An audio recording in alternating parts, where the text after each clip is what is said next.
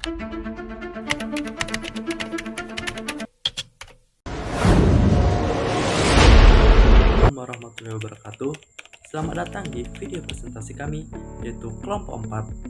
Pada kesempatan kali ini, kami akan membahas secara jelas dan terpercaya mengenai kasus korupsi kredit PT Sritex. Melalui video ini, kami akan menunjukkan data, fakta, dan solusi nyata yang telah kami siapkan secara terjamin dan dapat dipertanggungjawabkan. Mari kita mulai pembahasan kasus dugaan korupsi dalam pemberian kredit Bank BJB dan Bank DKI kepada PT Sri Rezeki Isman Tbk atau Sritex menunjukkan adanya penyalahgunaan wewenang oleh pemimpin perusahaan. Diduga menjadi aktor utama dalam penyalahgunaan dana kredit yang semestinya digunakan untuk modal kerja, namun dialihkan untuk pembayaran utang lama serta pembelian aset non-produktif. Hal ini memperlihatkan adanya masalah serius dalam aspek kepemimpinan, integritas, serta tata kelola perusahaan. Pihak yang terlibat dan status tersangka pada 21 Mei 2025 setelah pemeriksaan terhadap sejumlah saksi dan ahli, penyidik Kejagung menetapkan 3 orang sebagai tersangka. Yang pertama, Iwan Setiawan Lukminto atau ISL sebagai mantan Direktur Utama dan Komisaris Utama PT Sritex. Ia diduga terlibat dalam menerima fasilitas kredit dari bank pemerintah dan juga menggunakan dana tersebut tidak sesuai peruntukannya. Yang kedua, Diki Syahbandinata atau DS sebagai mantan pemimpin divisi korporasi dan komersial PT Bank Pembangunan Daerah Jawa Barat dan Banten Bank BJB. Ia diduga berperan dalam memberikan kredit kepada Sritex secara melawan hukum, tidak sesuai prosedur dan syarat kredit. Yang ketiga, Zainuddin Mapa atau ZM sebagai mantan Direktur Utama PT Bank DKI Jakarta. Ia diduga juga berperan dalam memberikan kredit kepada Sritex secara tidak cermat dan melanggar aturan, menyebabkan kerugian negara yang sangat besar.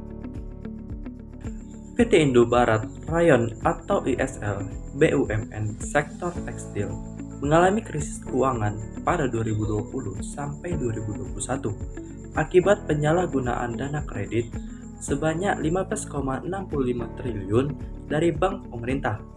Dana yang seharusnya untuk modal kerja dialihkan ke pembayaran utang lama dan aset non-produktif, melanggar prinsip kehati-hatian dan GCG.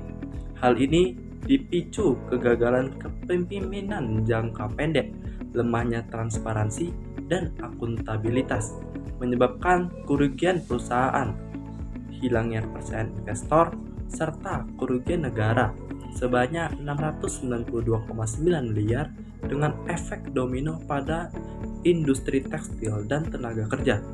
Analisis ini bertujuan untuk mengusulkan reformasi untuk mencegah kasus serupa. Untuk permasalahannya akan disampaikan oleh teman saya. Kasus ini mencerminkan bagaimana penyalahgunaan wewenang dan kegagalan tata kelola dapat menghancurkan sebuah perusahaan. Bukan hanya berdampak pada bisnis, tetapi juga membawa kerugian besar bagi negara dan masyarakat. ISL, sebuah perusahaan tekstil nasional, terbukti menyalahgunakan dana kredit yang diterima dari bank pemerintah. Dana yang seharusnya digunakan sebagai modal kerja justru dialihkan untuk membayar utang lama dan membeli aset non-produktif. Tak hanya itu, manajemen ISL mengabaikan prinsip kehati-hatian dalam mengelola dana publik. Ini merupakan bentuk nyata penyalahgunaan wewenang yang merusak kepercayaan terhadap sistem pembiayaan nasional. Perusahaan juga gagal menjalankan prinsip-prinsip tata kelolaan perusahaan yang baik. Transparansi terhadap pemegang saham dan direktur diabaikan. Penggunaan dana tidak bisa dipertanggungjawabkan dengan jelas, mencerminkan lemahnya akuntabilitas dalam manajemen. Alih-alih memperkuat kinerja dan keberlanjutan bisnis, pimpinan ISL hanya fokus menyelamatkan kondisi keuangan jangka pendek. Utang lama dibayar dengan dana baru tanpa perencanaan jangka panjang yang matang.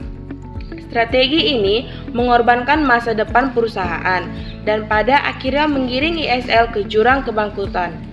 Pada tahun 2021, ISL mencatatkan kerugian fantastis sebesar 15,65 triliun setelah sempat mencetak keuntungan di tahun sebelumnya.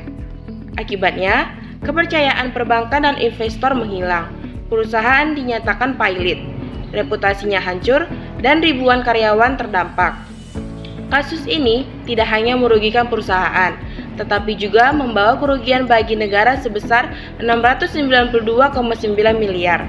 Lebih dari itu, industri tekstil nasional ikut terguncang, menciptakan efek domino terhadap pemasok, mitra bisnis, dan ribuan tenaga kerja yang kehilangan penghidupan. Kasus ISL menjadi pelajaran penting tentang pentingnya integritas, tata kelola yang baik, dan kepemimpinan yang visioner. Tanpa hal itu, sebesar apapun dana yang dikucurkan, tak akan mampu menyelamatkan sebuah perusahaan dari kehancuran. Baik teman-teman, di sini saya akan menjelaskan solusi dari permasalahan. Yang pertama ada reformasi kepemimpinan korporasi, yaitu mengedepankan kepemimpinan etis atau yang sering disebut dengan ethical leadership yang berbasis integritas, yang menetapkan batas kewenangan penggunaan dana kredit dengan sistem persetujuan kolektif, bukan keputusan tunggal direktur saja. Yang kedua ada penguatan tata kelola perusahaan atau yang sering disebut dengan GCG, memperkuat peran dewan komisaris dan komite audit dalam mengawasi kebijakan keuangan. Ini wajib melibatkan auditor independen dalam setiap penggunaan dana besar. Yang ketiga ada transparansi dan akuntabilitas yang membuat laporan publik berkala mengenai penggunaan dana pinjaman. Pemanfaatannya adalah dengan teknologi digital seperti audit sistem agar penggunaan dana dapat dipantau oleh real time oleh pemegang saham dan regulator. Yang keempat ada pembangunan budaya perusahaan atau yang bisa disebut dengan corporate culture yang membangun budaya perusahaan berbasis integritas, profesionalisme, dan berkelanjutan, yang menekankan pada tanggung jawab sosial perusahaan atau CSR agar tidak hanya berorientasi pada keuntungan jangka pendek saja. Yang kelima ada pengawasan eksternal yang memperkuat peran OJK, KPK, dan Kementerian BUMN dalam memantau perilaku pemimpin korporasi yang mengelola dana besar. Baiklah teman-teman, selanjutnya saya akan serahkan. Jadi setelah yang sudah dijelaskan, kesimpulannya itu adalah kasus dugaan korupsi kredit PT Sritek menunjukkan kerentanan sistem perbankan Indonesia terhadap praktik KKN. Dengan implikasi hukum yang melanggar Undang-Undang Tipikor, dampak ekonomi yang merugikan stabilitas keuangan dan industri tekstil, serta kelemahan governance perbankan. Analisis ini menyimpulkan bahwa permasalahan utama berakar pada kurangnya transparansi dan pengawasan yang menyebabkan kerugian negara mencapai triliunan rupiah. Namun, dengan reformasi yang tepat, kasus ini dapat menjadi pelajaran berharga untuk memperkuat integritas sektor keuangan nasional. Nah, sarannya itu adalah pentingnya transparansi dalam pengelolaan keuangan, baik di sektor swasta maupun lembaga perbankan, agar potensi penyalahgunaan dapat dicegah sejak awal. Selain itu, perlu adanya pengawasan yang ketat, serta sistem audit yang jelas dan akuntabel, untuk memastikan setiap transaksi berjalan sesuai prosedur. Kasus ini juga bisa dijadikan bahan edukasi masyarakat tentang bahaya korupsi, serta dorongan bagi pemerintah untuk memperkuat regulasi dan penegakan hukum.